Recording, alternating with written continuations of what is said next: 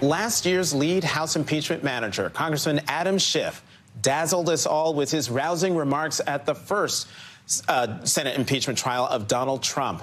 While they ultimately did not deter Republicans from standing by their man, they did remind us how the facts surrounding each of Trump's crimes vary, but the context stays the same.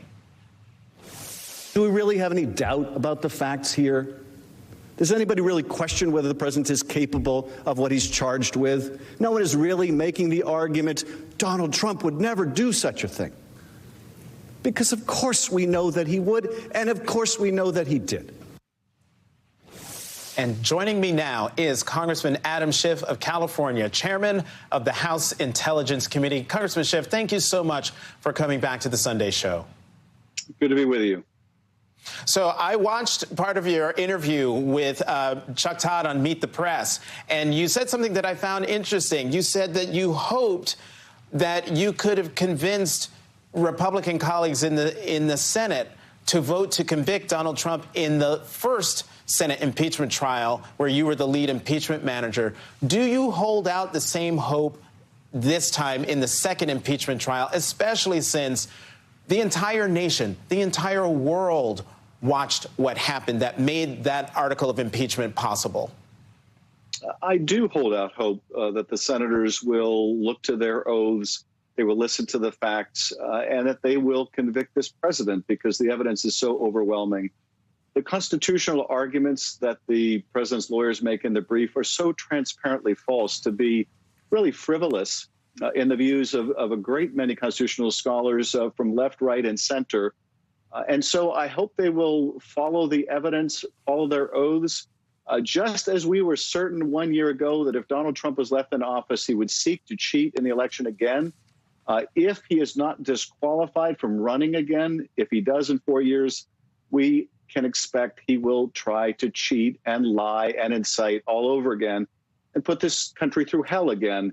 And we should not want to see that for this nation. Chairman Schiff, I'm asking you, as I've asked every elected official who's been on the show today, Donald Trump's defense team is trying to make a moral equivalence between the Black Lives Matter protests over the spring and summer and the violent insurrection at the U.S. Capitol on January 6th. Is there a link, a comparison, an equivalency in your mind? No, of course not. There's no equivalence between peaceful demonstrations aimed at attacking systemic racism and racists descending on the Capitol, bearing the Confederate flag and Auschwitz T-shirts, trying to interrupt the peaceful transfer of power, attacking the legislative process, attacking our democracy, instigated by the president, resulting in the deaths of 5 people. There is simply no comparison. And I think the paramount fear that our founders had was that a president would seek to perpetuate themselves in office unlawfully. That's exactly what Donald Trump tried to do, and was willing to have a mob storm the Capitol to try to overturn an election that he lost. It would be unthinkable for the founders. It should be unthinkable for us that somehow that president could avoid accountability, that a president who seeks to install themselves perpetually in office, if they succeed, the president for life, and if they fail, there's no repercussion. That would be a suicide sentence for our country, and the founders had no such thing in mind. The current set of House impeachment managers, Congressman Jamie Raskin, the lead impeachment manager, sent a letter to President Trump's lawyers asking him to testify. Donald Trump declined the invitation. But I'm wondering from you, should Donald Trump be subpoenaed to testify? Is his testimony necessary for this trial to have the power that it needs to have? Do we need to hear from him personally? I have every confidence that Jamie Raskin will make those strategic decisions. But look, the Trump defense filed a brief in which they made many false claims about the president's intentions and his actions and his words. If the president really believes that, if his team really believes it, then let the president say those things under oath. Now, they have made it clear they don't want the president to testify under oath. And I think it's apparent why, because he would either forced to lie again, or to acknowledge his pivotal role in inciting that mob. But it does take away the argument the defense otherwise was making that, well, the president didn't have an opportunity to defend himself in the House. The House was the indictment, the impeachment, and the trial is in the Senate. The president has an opportunity to testify if he wants to be heard. But clearly he's made the decision, or his lawyers have, that it would be very dangerous to them in terms of his criminal liability were he to have to testify under oath. Republicans are making the big process argument that this is happening way too fast, that, impeachment should take a whole lot longer. Does that argument hold water for you? And are you concerned that this whole thing could be wrapped up in a week? Does the timing matter at all in this case? Well, in the last impeachment, and Jonathan, I never thought I would be saying in the last impeachment a year after that, but the Republicans then claimed that we had moved too fast. Now, there were months of depositions and hearings, and they still made the same false process arguments that they make this time. There was a real sense of urgency when the president had just incited a mob that had attacked the Capitol.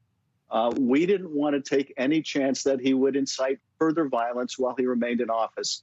So, yes, we moved with a sense of urgency. We were not alone in that. There were 10 Republicans who shared that sense of urgency. But the president will have every opportunity to make his defense in the trial. And I think it will be up to the House managers to decide how long it will take them to put on their case. I think they should be given the time that they need to do so. Now, because all of those senators were witnesses, it may not require as long a trial as we had a year ago. But that should be a decision for the managers and ultimately the senators to make. I'm going to squeeze in two more questions. One, I don't think I've ever had a chance to ask you, where were you on January 6th?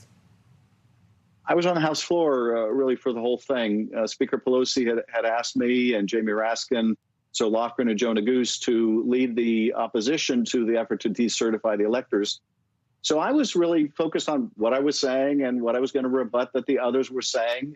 And the first time I realized something was going terribly wrong was when I looked up and the speaker was no longer in her chair. And the Capitol Police came back on the floor, grabbed Steny Hoyer, and briskly marched him off the floor. And then, of course, we got successive announcements that there were rioters in the building. We needed to take gas masks out. And then finally, I stayed on the floor until the point where there was breaking glass and that mob was trying to get into the chamber. And the police were yelling for us all to get out. Congressman, last question for you, and we're going over, but I can't have you here and not ask you about this story that was in Axios, an Axios scoop. Schiff lobbying Governor Gavin Newsom of California to be California's next attorney general. Would you want to be the next attorney general of California? Jonathan, I'm not really commenting on the press speculation. I want to serve the people of my community, my state, my country, and help them get through this pandemic and the economic difficulties everyone is facing. So that's what I'm focused on. I think the governor has a lot of great people to choose for that post, and I leave that to his good judgment. I mean, you could do all those things as the attorney general of California, right? Jonathan, I'm gonna politely decline to comment, but I appreciate your asking.